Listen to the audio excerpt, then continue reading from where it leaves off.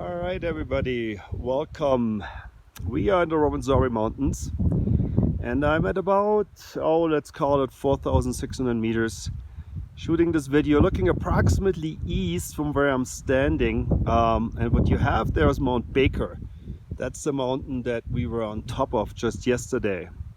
And if we go a little bit to the left and down, you can see actually our campsite. Well, it's not so much a camp, it's called Margarita Hut.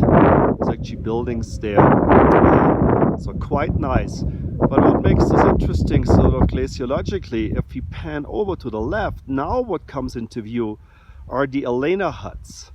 And I believe that these two A-frames we see are the original huts that were put there in 1958-59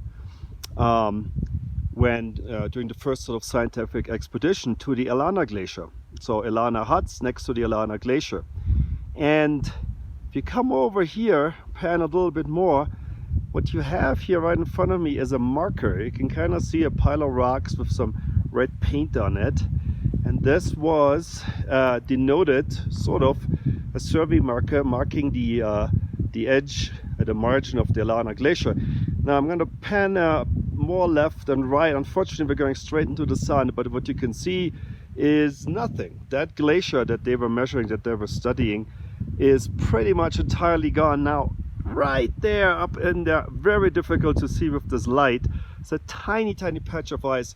Those are the remnants of the Elena Glacier.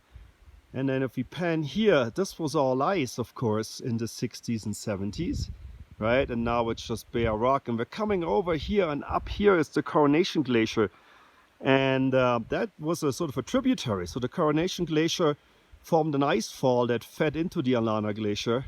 Again, always remember, this was all ice here. You would have seen a big, pretty sizable glacier here in the 60s. And now we're coming back around, right, where the glacier extended further down.